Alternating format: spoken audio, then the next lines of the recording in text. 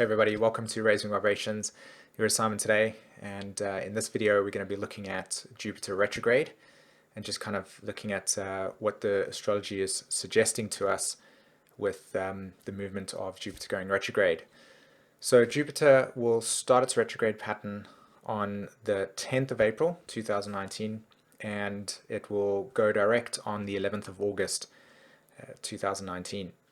And what's interesting about this is that Jupiter will go direct after the next solar and lunar eclipse patterns happening in July. So there's much to be said about what will actually come about in terms of awareness shifting, because it goes direct or goes retrograde while it is in one eclipse pattern and then goes direct in another eclipse pattern. So there's a lot about the nature of our truth and faith and the way that we see things that's going to be shifting. So there's a lot to see in what it's suggesting to us with this energy. So I love using imagery to explain how I perceive this archetype at the moment, and this image caught my mind, or caught my eye, a couple of days ago, and I just found it so fascinating because it truly does reflect how everything is interconnected and interwoven, and it shows so many ways in which we can see how life, the blueprint of life, the fabric of what life is, this innate way in which natural law exists. So let me go over to our slide over here, and okay, so how do we do that? There we go. There, so hello. Okay, so this is the first imagery that I want to bring to our conversation today, and to start setting the tone for how to actually digest and understand Jupiter. All right. So now I want you to hold this statement, or what is being said here, when you're looking at when Jupiter goes retrograde, okay, in the chart, because I'm going to illustrate this it's just a beautiful way to see how these archetypes play out, because it's very, very clear. So the collective unconscious does not understand the language of the conscious mind, okay? The collective unconscious does not understand the language of the conscious mind. It is necessary to have the magic of the symbol, which contains those primitive analogies that speak to the unconscious, but at the same time an idea that corresponds to the highest intentions of the conscious mind. Okay, this is from Carl Jung as he's interpreting The Secret of the Golden Flower. And why I'm bringing that up, and why I want you to hold this in your mind's eye as we kind of get into this chart, because it really illustrates to me the nature of the shift that is occurring, not only in the collective field at the moment, but how that's actually impacting and shifting within yourself, and what it really means to connect to the essence of life at a deeper level, and what Jupiter means for us. So in order to embrace that truth, I like to use this imagery to help us digest these primordial truths, so that our minds can really conceptualize what is actually being understood here. Right? So we really get the depth of it. That's what he's talking about. That when we look at our mental capacity, this Gemini function, this very word-orientated way of being, we immediately lose connection from the essence of something the moment we label it. Okay? And this is actually represented between the square from Gemini to Pisces. So in the context of Pisces, Pisces is this primordial energy where everything is, in a sense, unconscious. There is no separation in it. It is the essence of something. But when we sort of attach a label to something, we lose the essence of what it really is when we develop a conscious mental attachment to it. It's not you understand? So for us to really get the depths of something in a way that really feels deeper than just intellectualization, the expression or the way to understand wisdom or to relate to that is using imagery as a way to connect with something deeper. It's a very feminine approach. It's a sense of feeling. It's a sense of contemplation. So we contemplate things. We reflect on things, and we feel that And what arises naturally from that place is a knowing that you connect to at a deeper level, right? So it's suggesting to us that when we begin to explore a deeper part of ourselves, when we go beyond the intellectualization of something, the academic of it, and we connect with a deeper root, the nature of something and the way that Pisces works does not speak the same language. The soul does not speak the same language as the human condition, or at least the conditioning, right? The soul doesn't have walls. It doesn't have, um, you know, spears and bullets, and it doesn't have tacks. All these types of things are foreign concepts to the context of the soul. So a form of spirituality, or a way of understanding spirituality in its most primordial essence, is the return to a place of non-division, right? And in that returning phase, we realize the essence of separation. We realize the nature of something that we have separated from, or at least through the idea of separation, we realize the illusion. And that's what it's really about, breaking down the illusion so that we can get to the essence of what is at its truest state, right? Our truest state. And this is what it really means to return to your oneness in that way. It's not a intellectualized ideal sense of, oh, I just love you because of this. It's, you have to go through certain ego emotional unresolved material that sits between two people. When you reunite through moving that material and going through the process of breaking down those barriers, you'll actually see that the feeling and the sense of love is a different vibration to the illusion of love in that sense. So it's a very deep process, and this is what is meant in the way of a true awakening experience. So if you look at Adashanti, he created, he shared a quote a while ago, and there are many other people that will reference the same thing.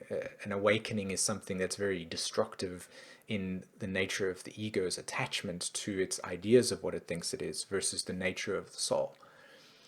And so in this imagery over here, this it's actually a picture, as you can see, of a really, really zoomed in imagery of the leaf, okay, and the vein network. And if I point the illustrator to this, you can see my cursor over here. Let's get an actual, there we go, there we go. So this would see like the main root, right? This can be seen as fixed signs in astrology. The fixedness, the something that's sustainable, Taurus, Scorpio, Aquarius, Leo. It is a process of something that is remaining fixed and solid in its process. And when you see something that branches off and moves into a new direction, the moment that that energy moves off from there into a new direction, that can be seen as cardinal energy, right? Cancer, Capricorn, Libra, Aries. It is initiation into a new pattern, a new direction. But it's the initial pattern that leaves it. And then the connections over here, how everything interconnects with each other, can be seen as mutable energy, which is the archetype of Virgo and Pisces and Gemini and Sagittarius. It's expansion, okay?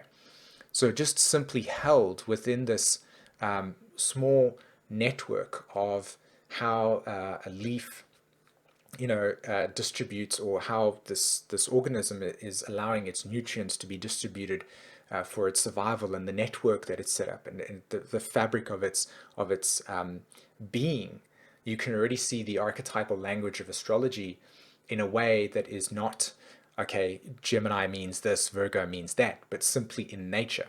You see how that original quote or text that I was bringing to us today is being sort of illuminated here, okay? Now, you watched this, you clicked on this video and it said Jupiter retrograde. I'm trying to illustrate through this video that when we connect with the Jupiter archetype within ourselves, first, before you even begin to try and understand, okay, Jupiter means this, Jupiter means that, I don't want to give intellectualization. I want us to connect with the essence of it in our being, so that when we spend the next 4 months actively working with Jupiter retrograde in our charts, it's not just some random, thing in your head, but an actual sense of shifting that you will sense and see and feel in yourself. You'll see the shifting of your own intuitive understanding of things change as you reflect on your own inner sense of being. Yeah. So if we come back to this plant over here, not only in that just example of how the archetypes, the 12 signs of the archetype reflect each other, it is also in this place how everything, how life is a spiral dynamic, right? So the origin of something, let's go back to here. The origin sits there. Everything has an origin, okay? And from the origin, time reveals the growth pattern, which can be seen like this. So when you look at life itself, you can see that there is an unfolding process that naturally occurs, and it all starts at a point of origin. Pisces being the point of origin. The experience of something unfolding over time is a Saturn function. And the direct experience, the kind of nature of something that unfolds is Jupiter. So Jupiter reflects to us your nature. It reflects to us the way that you naturally are within your own set of archetypal configurations. You know, you have your moon in like Pisces as an example, and your sun sign in Scorpio. These are very these are your essence. This is your essence, okay? This is your nature, you know? And so that's why things like personality interactions between somebody that has a sun sign in Gemini versus a sun sign in Scorpio is so popular, because what we are observing in ourselves is the differentiation of our nature. So it is more natural for, say, a fire sign to find resonance with another fire sign because of that yangness, as an example. Not always the case. This is our nature. So Jupiter reflects to us our nature as we experience the unfolding of our life. So what is your vision? How do you perceive and see the world? And how is your life being shaped by the other forms of belief systems and cosmologies that are essentially, in your presence? So somebody with Jupiter and Scorpio, for instance, would be more sensitive and more aware of certain emotional intimacy plays or emotional abandonment or emotional manipulation, because within their life they would have been exposed to that type of framework. You understand? It is in their nature, it is in their wisdom. So Jupiter by house and sign will reflect to you where your sense of vision of something exists, how you see in that way, and it's unique to yourself. Okay? So as we kind of move from this imagery over here and we talk about the process of something that's unfolding, we talk about your nature. What is your ecosystem like, right? And you can see everything is all interconnected over there in that sense. It's all one. That's the idea of holisticness. So let's have a look at this Jupiter retrograde chart, right? So this is for the 10th of April. And immediately what pops out is the Jupiter sitting at 24 degrees, Sagittarius sitting there, right?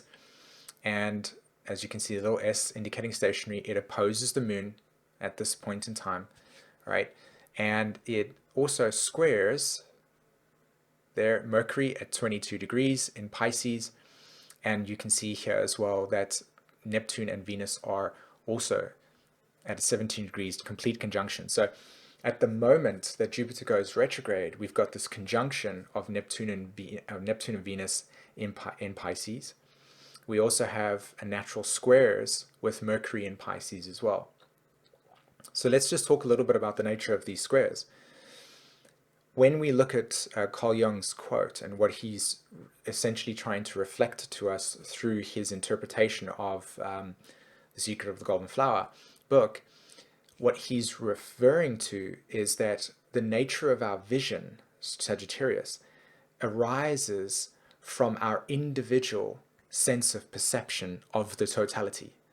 So the totality being Pisces, the totality being the collective unconscious, the primordial essence in which there is no division. There is simply just the nature of source energy, or the ocean, as it were. There's no division there. There's no archetypal. It's just pure white light. But as soon as we start to individuate ourselves, i.e. that we come onto a more human ego sense of self, those archetype, that primordial essence gets shaped and it gets funneled through one's sense of vision. And the tension that sits between Sagittarius and Sagittarius and Pisces is our relationship to how we can have an aspect of the truth but not the totality.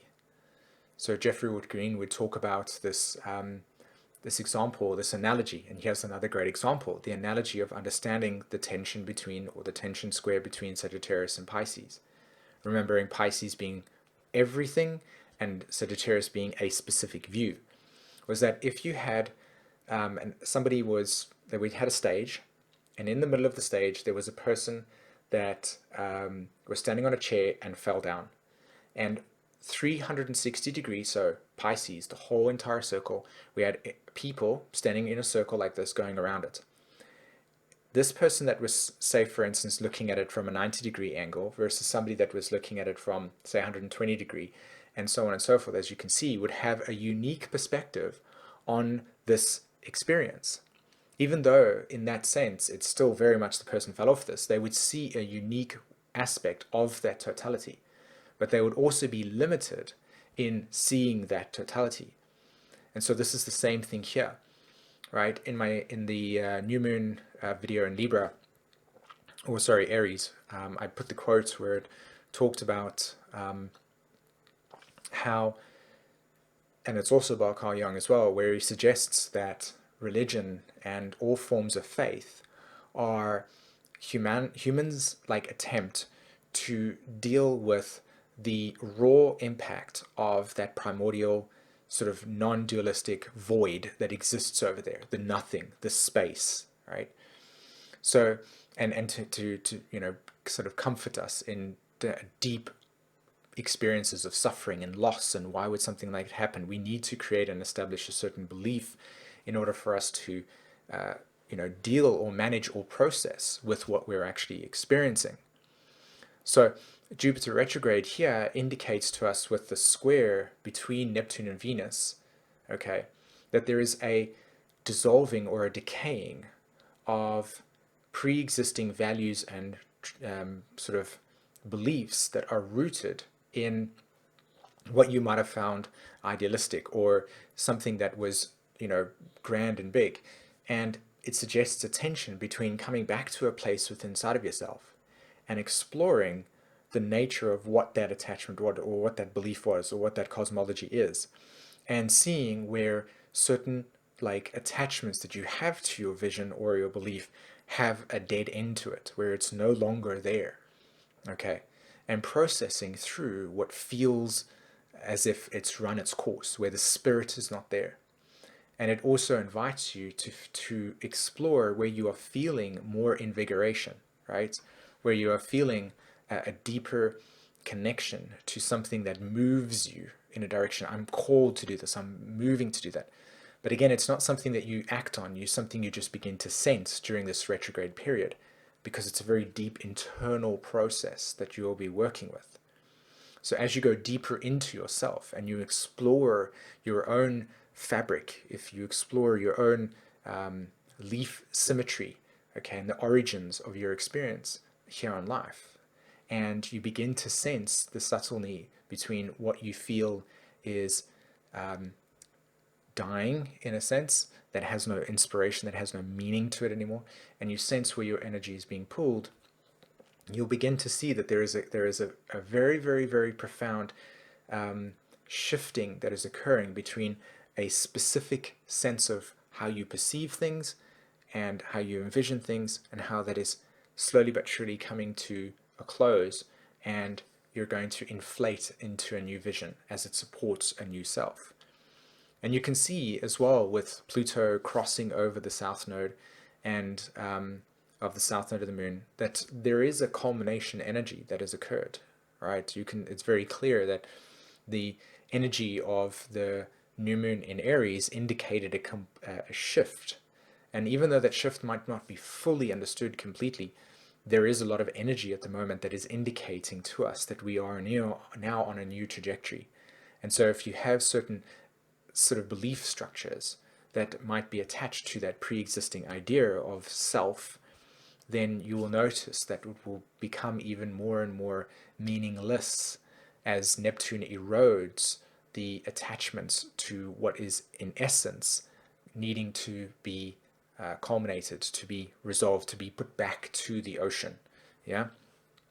And so the circle of life continues, and it closes and contracts and it opens up again, and it closes and contracts and it opens up again. And we're in a contracting phase regarding the context of our belief as we reshape it in a completely new way. All right.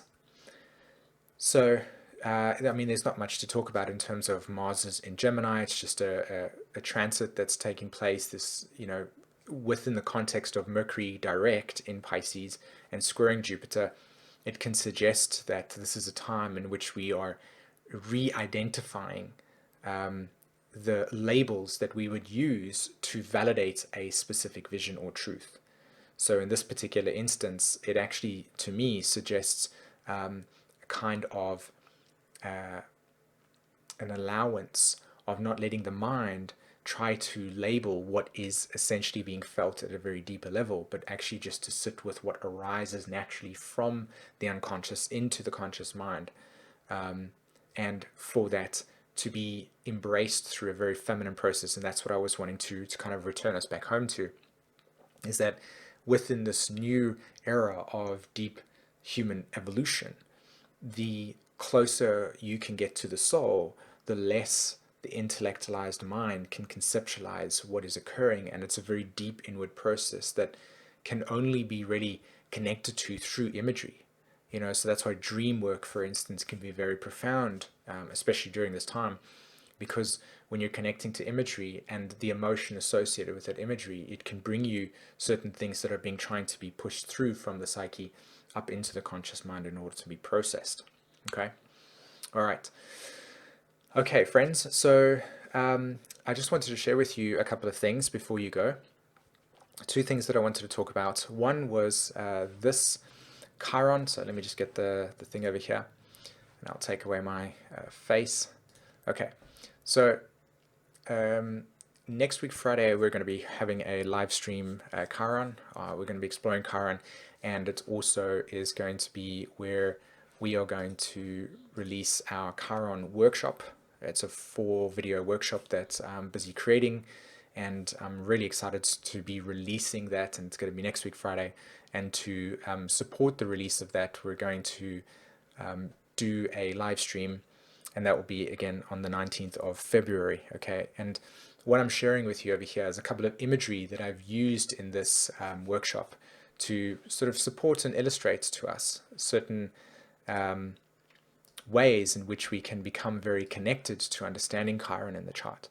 So the image of the castle and the wintry scene is where I begin to help us connect the Saturn dynamic and what its role is and responsibility and its function is within our birth chart, and how Chiron is, when it's connected to the Saturn in a healthy way, it actually shows us the healing modality in a physical sense. So this imagery that I'm sharing with you here is what will be in the actual workshop itself, and I'm giving you a bit of a taste to see what I'm actually intending to teach that is a little bit different to the classic ways in which Chiron has been taught through workshops. And I want to go deeper into it. I want to make words like, what does Saturn mean specifically, and how do we experience that practically, and how do we work with it in that sense. So a lot of imagery to kind of really connect us with how to work with Chiron. And the key over here is, Chiron always is about the key, but when we look at the symbolism, we can intellectualize it, but in this imagery over here, it really drives home the relationship between why it's important to understand Saturn and Uranus in the chart, before you really, really begin to grasp what it means to work with Chiron. Because on one hand, you have this Saturn dynamic, which is, if you have a look over here, it's this space, okay? And Uranus is sitting just outside that boundary. Just as this castle is Saturn and this is Uranus, it's where we are wounded by Chiron, or wounded, why it's called the wounded healer, and why the dynamic of healing is also represented in its mythology. So this imagery over here speaks to the key, the liberation from what keeps us safe, but also at the same time traps us in something of duality. So this is just a little bit of imagery that I wanted to share with you in this Chiron workshop that's coming up, including the live stream on this on Friday the 19th. And here again is just another imagery that I wanted to share with you. I'm going to, doing some more factual stuff as well. Like when we learn about Chiron, how many of you know where Chiron's perihelion is and where the aphelion is existing, and what does that mean? So kind of looking at these things here. And this is an actual slide that I've taken from their teaching. So Chiron's orbit was found to be highly eccentric, right? With the perihelion just inside the orbit of Saturn and the aphelion just outside of Uranus. And what does that mean when understanding the relationship between Chiron, Saturn, and Uranus? These are crucial points. And going deeper into it, like, did you know that when Chiron comes out of its perihelion through Capricorn and it re-enters it in Leo? And so what does that tell us about the orbit of Chiron? What does it tell us about the story and how to work with it? These are the kind of things that I'm going to be addressing in this workshop for us to really get educated on. So I'm excited about that, to be honest, and I look forward to it. So the live stream will be happening on the 19th of February with the launch of the actual workshop as well. It's four videos that you'll be interacting with, including Chiron through the houses in that. Okay? The last thing that I wanted to bring your attention to is that I've got a special. I've decided to run a special on my astrology school. So if you're really looking to learn astrology, or taking the opportunity to digest and sort of learn something while Jupiter is in retrograde, because it loves to soak up a lot of stuff during Jupiter retrograde, I am I have a 20% discount on all of the teachings that are available on Raising Vibrations, the astrology school, the workshops, and that will be from today, so it's the 10th, up until Monday next week. That will be 20%, and there's a card that will come above my head now, and there will also be links in the description to take advantage of that, okay? All right, everybody, thanks very much for joining us today in this video. I hope that you have a wonderful Jupiter retrograde. Hopefully, I'll see you next week, Friday. And also, don't forget, if you want to take advantage of the school thing, there's a 20% on all of the teachings available on my site. All right?